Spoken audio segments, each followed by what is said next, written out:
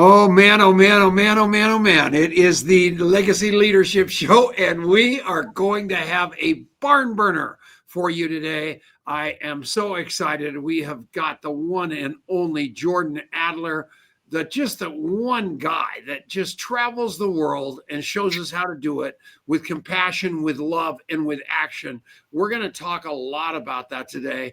The first thing he said to me a couple of minutes ago is, Tom, are you going to hijack me with a few things? And I promised not to, which was. I had a dream last night that you were going to try and hijack me. Yeah, well, I hate to tell you this. I lied. I am going to. I haven't figured out what it's going to be yet, but we're going to have some fun. We've got my little boy, Adrian, here, who is working like a madman on the Now.Site. I mean, 24/7, just doing some stuff for companies that is extraordinary. And I love the fact that all three of us are in the foxhole and working versus standing on the sidelines watching the game. How are you, Adrian? I am great. I love any conversation I ever get to have with Jordan, public or private, and this is going to be a great one. Are you getting enough hours? I think I would like a part-time job. On top. Yeah, he's just a little bored. So here's the deal, everybody. Great to see you Jordan too, Adler, yeah. Beach Money. Jordan Adler, better than Beach Money. Jordan Adler, the king of sending cards and brownies and books and anything kind all over the world all the time.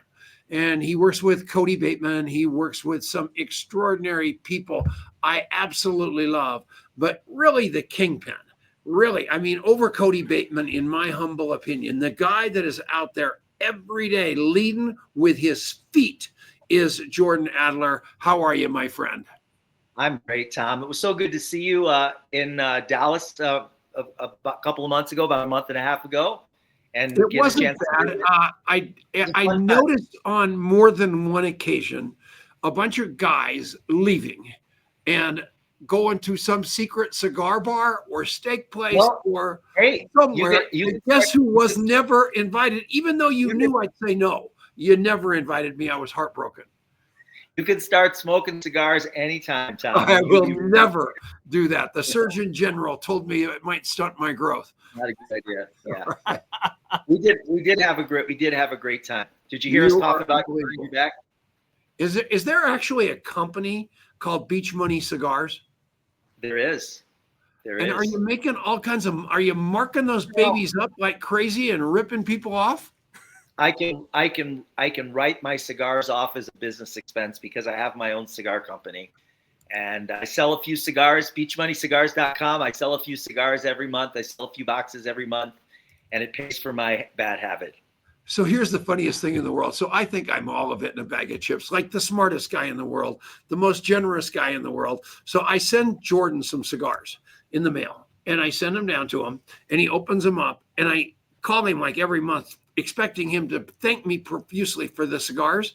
So finally, after Christmas all the way to the ANMP, like a year later, he finally says, Tom, those cigars were terrible. They sucked so bad. I didn't have the heart to tell you. So I'm sitting here just thinking I'm like awesome, and I'm a terrible cigar judge.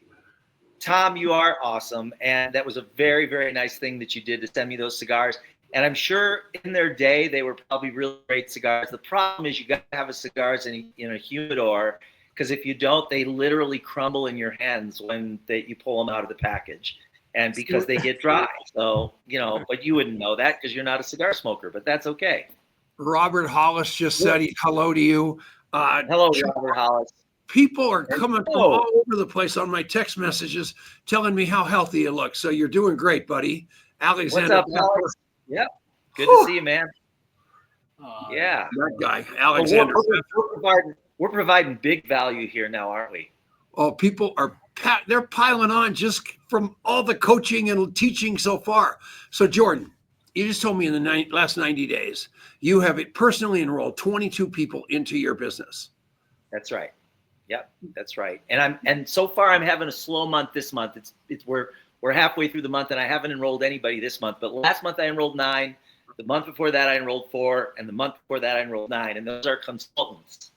So I'm out there doing the business, and it's fun. I don't know what I would be doing if I wasn't doing this. It's not because I have to do it, because I really don't have to do it anymore, but I love it. I love helping people get started in network marketing. You know, one of the things, and you shared this the other day, and I think you were kind of plugging your buddy who has a printing company or something, but you showed what you do when you go to a BNI meeting, and kind of how, like, you're modeling, you know, you're not just like, oh, look at my big platform, come and roll with me.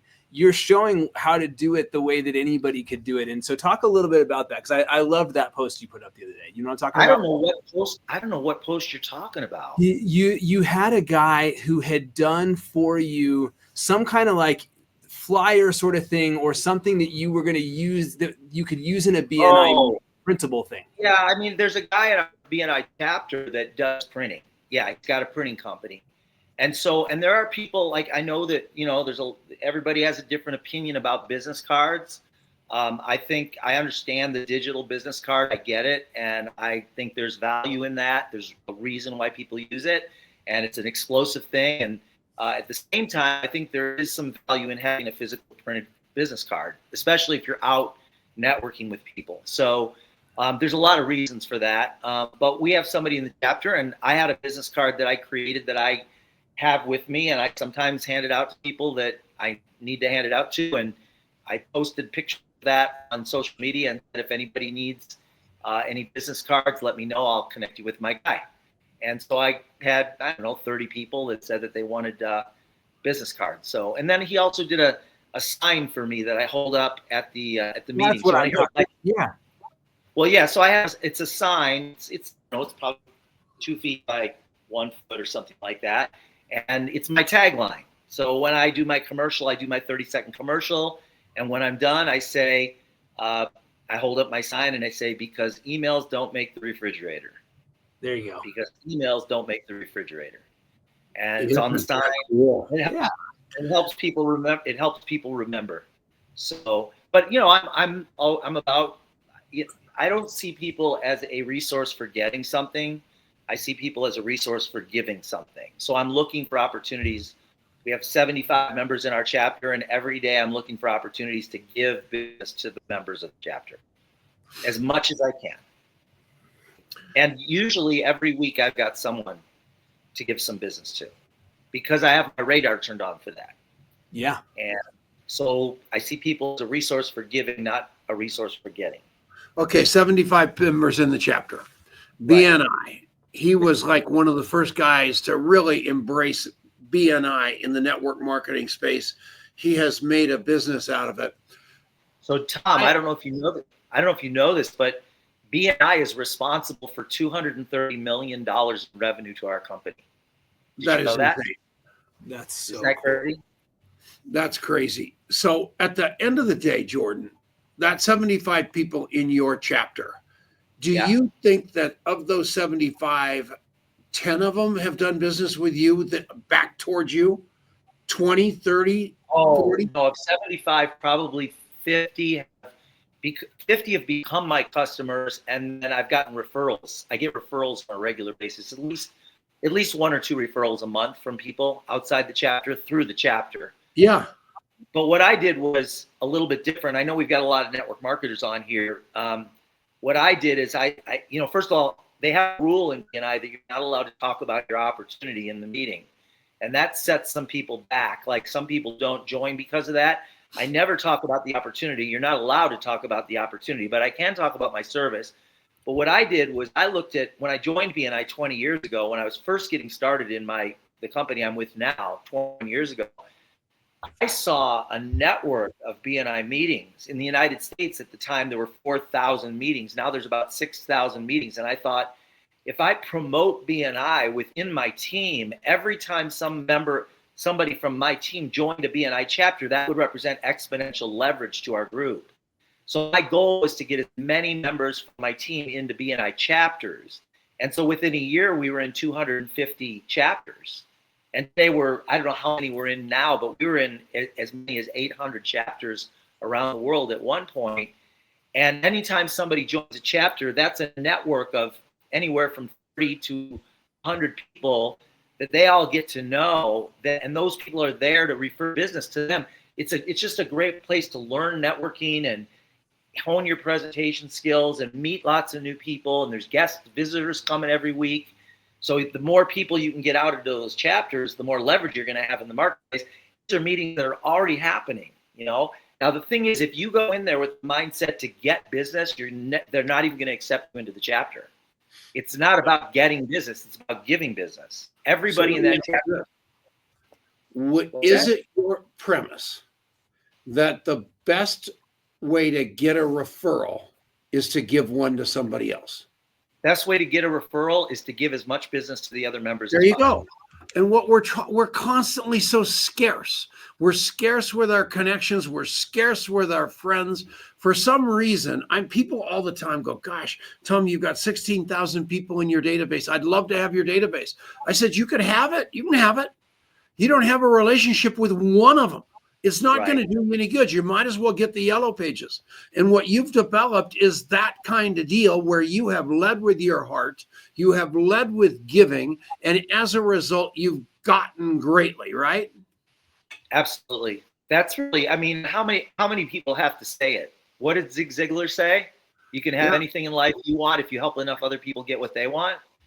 It's really simple formula, but I would say 80% maybe of business owners miss it, even though it's so out there. We talk about it all the time, especially network marketers. Network marketers is all about get. What can I get? What's my ROI? You know, versus what can I send out into the world that's going to make the world a better place? Yep. So you joined BNI. You didn't know Ivan when you joined BNI, right? The founder. No, so I joined BNI. I joined a very anemic small chapter. In fact, I didn't know how anemic and small it was until later, because I didn't know that there were other chapters. I just joined this meeting that had 12 people. Okay. And that was 21 years ago. It was in Scottsdale, Arizona. And it was a very, very weak meeting. There weren't people inviting people. It wasn't growing. And then I was at a networking event, another one, and this old construction guy who I knew came over to me and says, oh, Jordan, there's this guy I need to introduce you to. And he drags over this young kid, 22-year-old kid named Nate Dominguez. And I meet Nate, and we make an instant connection, and we go to lunch that week. And I find out Nate's dad is the CEO at the time of BNI for 20 years. Wow. And was Ivan Meisner's partner. Dr. Ivan Meisner, who started BNI, was his partner. And so because I started promoting BNI, because I saw the power of that network, it was like networking the network, like not just networking with people, but networking the network. Because I got so many people into so many chapters, that got the attention of Dr. Ivan Meisner. I became the biggest customer of BNI in their 30-year history. So he got that went onto his radar. So I introduced Ivan through Nate's dad. I introduced Ivan to our founder, Cody Bateman, and we formed a strategic alliance. And Ivan wrote about us in 8 of his books. I got invited. So did Cody. Got invited to speak on their national and international stages in front of thousands of people. We got to talk about our business, and that created huge growth opportunity, huge leverage. And I met thousands and built relationships with thousands of people around the world as a result. So a couple of minutes ago, you said that you've enrolled 22 people in the last 90 days. And then you said, I really don't need to do that, but this is what I do. And that's what I love. Yeah, well, kind of. And what I believe is that whether it be Donna Johnson and Thomas Tidland, who have an unbelievable work ethic like you, these people every day, technically they don't need to do it either. Technically, I don't need to do it either. But I really need to do it, because I've got people I'm telling people they need to do it. And if I'm not doing it, they aren't. Would you agree with that? Yeah, I had a mentor that passed away many years ago, Jay Smith. In fact, I dedicated my book to Jay. I wasn't in his organization, but he kind of, took me under his wing, Jay and his wife, Meg. And they said, you want to do what's worth duplicating. So you want to go out, what you want, you want to do what you want your team members to do, even if you don't have a team yet. You want to do what you want your team members to do. And I didn't fully get it for a while, but you know, after a while, I started to realize that there's certain things that will duplicate and there's certain things that won't duplicate. There are things that you can do that are really good for you in our business, but if it's not going to duplicate, then you're never going to have a large residual income. If you're looking for beach money, if you're looking for freedom, you want to do the things that other people can. I have call it. I think if an eighth grader can't do it, or even a second grader can't do it, I wouldn't do it. Yeah, so that's exactly right. Keep it that simple. So, did I ever tell you the story about Steve Smith, Tom? The guy from Excel? Yeah, Steve was the co-founder of Excel. Yeah. And Steve he was a Texan. He was a big Texan, and he stuttered. He spoke very slowly. And it didn't matter if he was talking to 10 people or if he was talking to 10,000 people, he'd give the same 1 hour speech every time. And he talked about the same 3 things in every 1 hour speech. And he spoke very slowly. He repeated himself a lot, and he stuttered. And if you saw him more than 3 times, you were bored out of your mind, because you knew exactly what he was going to say. You knew when he was going to say it, and he never changed his speech. He never added anything to it. It was always exactly the same. He talked about never quit. He talked about keeping it simple. And then he talked about the process of getting people started. So keep it simple, never quit. And here was the process. There's a blue form, which is a distributor form. There's a red form, which is a customer form. He said, fill out the blue form with somebody, attach 2 red customer forms to that, and a check for $395, mail it to the company, and the company's going to send you $100. That's it. How do you build a business? That's how you build a business.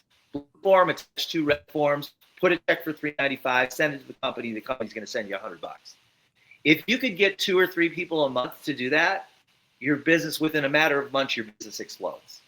Yeah. And then he would teach that. I mean, for years, for 13 years, I heard him give the same speech over and over and over and over again. But it was the simplicity of what he talked about that grew our company to 2.5 million distributors and over $1 billion in revenue. It's the simplicity of that. And which so we need to remember. I like things that are simple. Well, I was, I have that office at my home, and I was astounded the other day when I looked to the box at my right, and what's in the box at my right is all my send out cards I've gotten from Carpenter and all your people all over the world all the time. Wow. And what blew my mind was I had a dedicated box for them, and B, I never throw them away, and C, they're in the back of my mind. I look in the box, I pull out the one where they did something spectacular about me, and I show it to somebody, which is absolutely magic of what you do so well. And I'll never forget, I was over at Eric Worre's house, and I'm walking through there. He's got the Atlas shrug thing that he paid $100,000 for, and he's got this and he's got that. But over on the wall, on the refrigerator, is a great big 4-foot card from Jordan Adler it's been there for years, because that meant something to him, and that's who you are, and that's how you show up, and I think that's extremely duplicatable. Well, I look for opportunities to celebrate people's lives. This morning I sent 5 cards sitting at a little cafe up here in the mountains of Arizona, and one of the cards was to Lisa. She posted a picture on Facebook of her with Jesse Lee. And I saw that today. She was talking about it, and so I don't know if she may see this here right now, or hopefully not, but maybe she will. Anyway, I put a card together for her and said some nice things in there with a picture of her and Jesse on the front of the card, and I sent that this morning. And I look for opportunities every day to lift people up, to motivate people, to give people encouragement, to help people remember important things that are important to them, all that kind of stuff. Yeah. So what? So I want to talk a little. There was one other thing I wanted to talk about regarding D&I. Can we do that? Hit it. And it's not really about BNI specifically. It's really about anything that you do in your life and in your business. I can reflect back on the old Excel days, and I remember one of our leaders saying that where there's leadership, there's growth. Where there's leadership, there's growth. And I remember as Excel began to grow, and we ended up with huge teams, like thousands and thousands of people in all these different cities, Colorado Springs and Denver and Massachusetts, all these different places, New York City and Phoenix, Arizona and Tucson and all this. Everywhere there was growth, there was one person that had decided to be a leader. It was a decision that they made.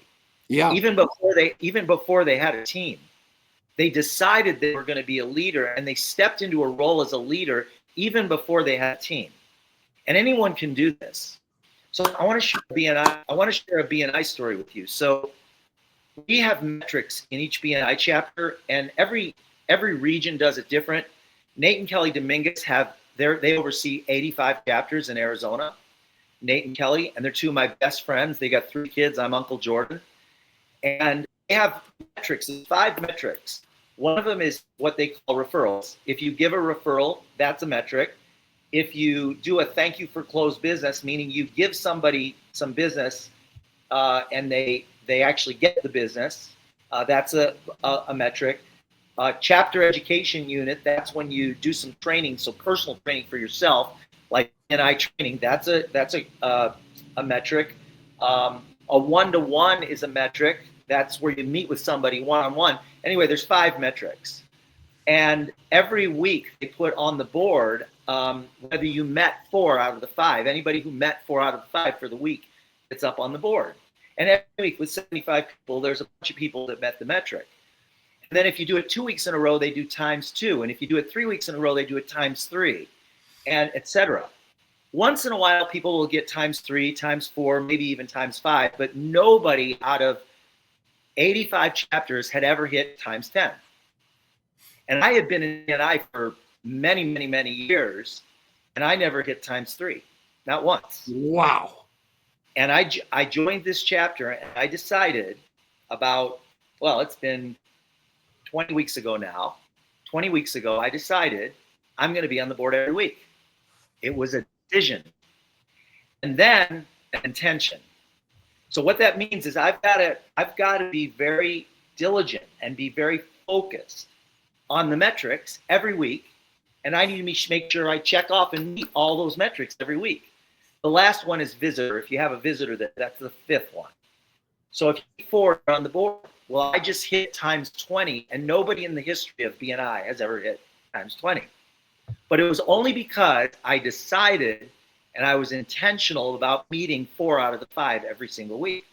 And if I'm not there, like my meeting is tomorrow, if I had not met it for the week, my meeting's tomorrow, I need to figure out how am I going to give, I got to give a referral, or I've got to get a CEU in, or I've got to do a thank you. I've got to do one of them to get there so that tomorrow when I go to the meeting, it adds another week for me. Why? Because that's a decision that I made. So Anybody George, can do that. Yeah, go ahead. where do you live?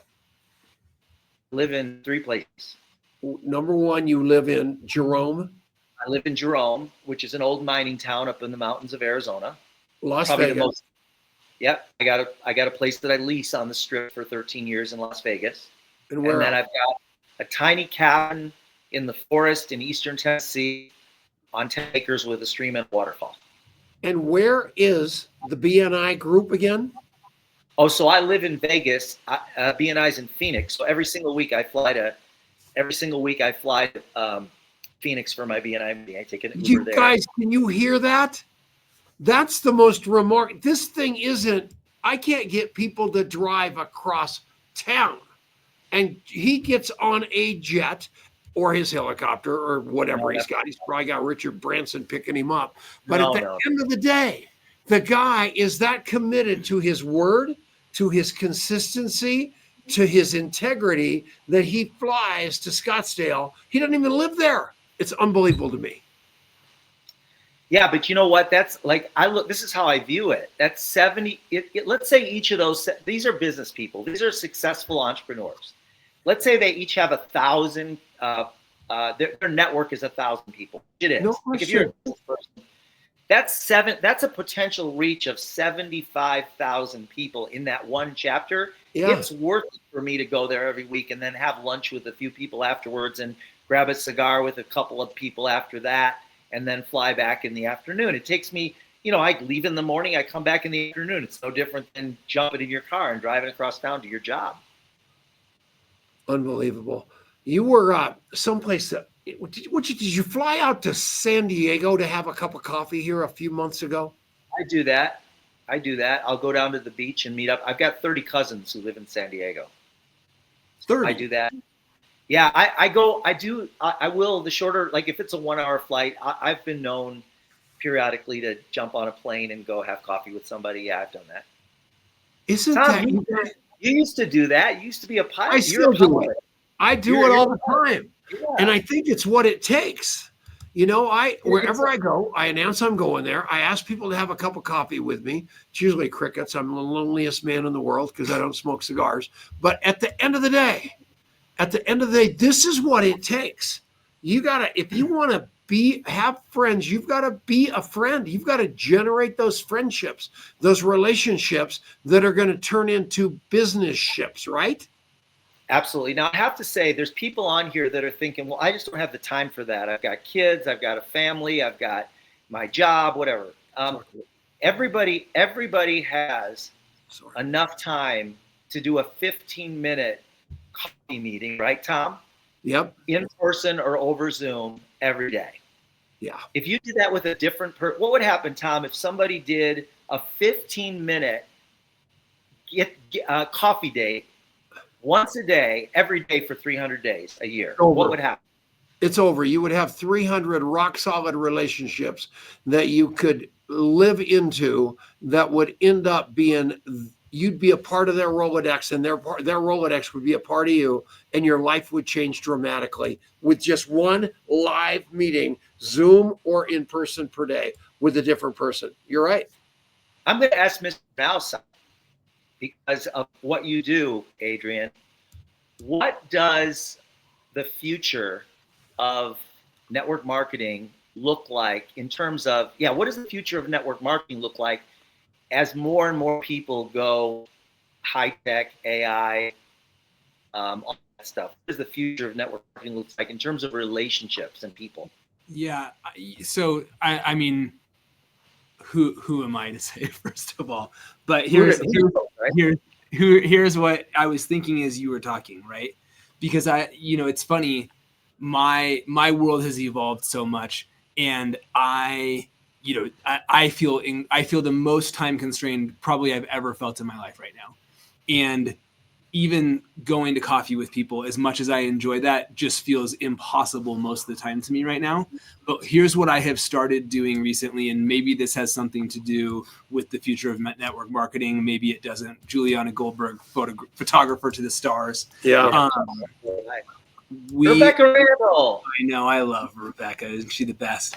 I've just started. So I'm going 1,000,000 miles an hour. I go till I feel like my head's about to explode. And there's a park, a block at the end of my block. There's a park.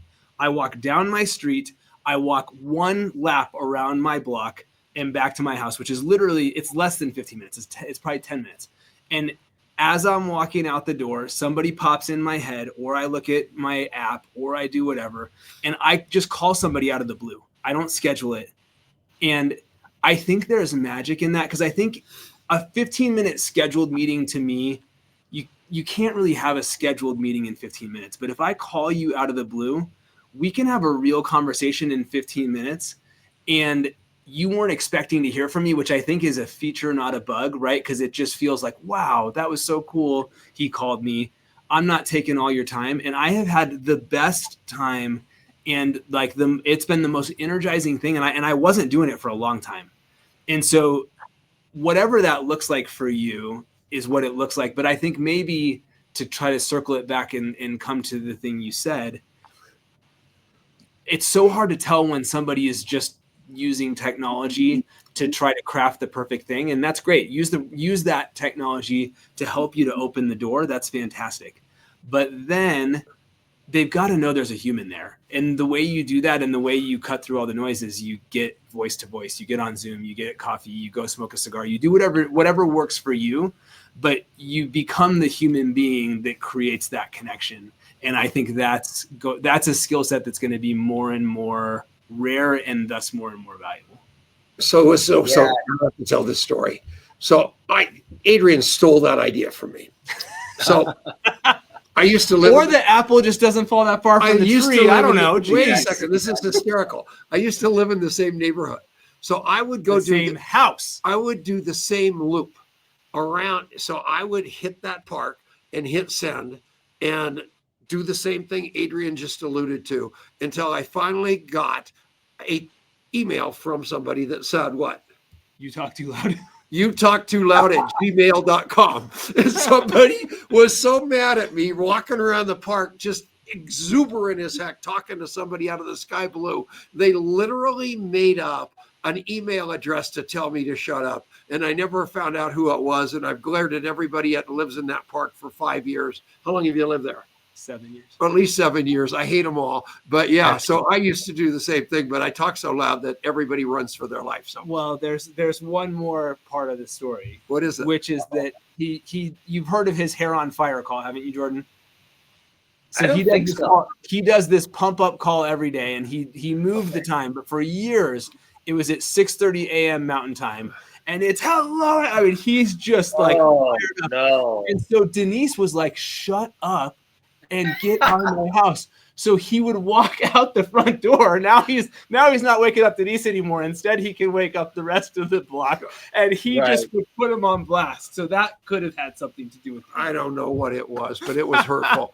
You guys, yeah, but light yourself on fire. People will come from miles around to watch you burn. Look at Brian Carruthers. Brian Carruthers. What's going on, buddy? Unbelievable. You take it. David is here. I'm telling you, he just had he was just in a beautiful picture. Who was it with? Did you see it? David Green. No, it was some guy. I can't remember who it was. I'm getting so darn old. All right. But David, you're looking more healthy by the minute. And I'll tell you, Jordan, you're a role model to me. What? Gary Vaynerchuk has a quote that says, "The more the world goes Jetsons, the more the Flintstones are going to win." Yeah. The more the world goes Jetsons, the more the Flintstones are going to win. And I think that the authentic, personal, human connection will increase in value the more the world goes AI. Yeah. Because you'll never be, I don't believe you'll ever be able to really replicate that human connection. And so the people that embrace that are going to win, in my opinion. Yeah. And people crave it. People crave that.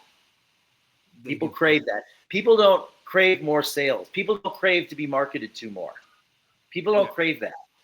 Yep. People don't crave more autoresponder messages.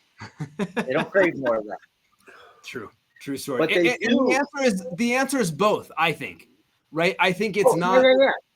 No, I'm not. Yeah. I use AI every day. Every day. Yeah. But I like, sorry, that wasn't like a defensive thing, but like I want everyone listening to think about this, right? Like you use AI every day. I use AI.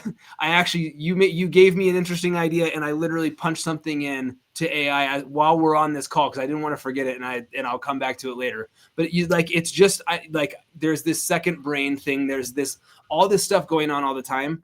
But if you think that's 100% of the game, you're in big trouble. Because what people are craving is the real humanity, but you got the people who are going to win are those who they're going to do both, because AI just allows you to multiply your efforts so fast, and so there's that place for it too. So I got to tell you guys a funny story. I might have even sent you the card. I don't know. I probably did, but one day I was sitting on ChatGPT and I go on there and I go, our company, our customer base has sent out about 280 million cards. Customer base. Yeah. So I figured, a card is 5 by 7. So I said, what is 7 inches times 280 million? Oh, wow. In miles. And it gave me the answer. I don't remember what it was.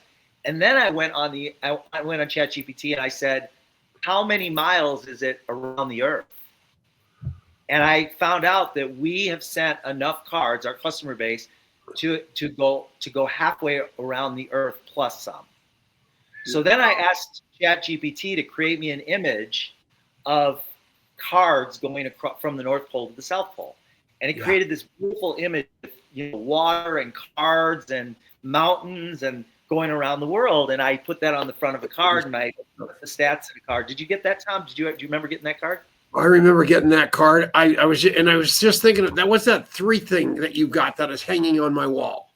3 by 3 by 3 by 3 by 3. Yeah, but what do you call that? You called it something, and that's hanging in my office. Freedom. Yeah, freedom. I mean, you're unbelievable. The guy's everywhere. It's true. It's true.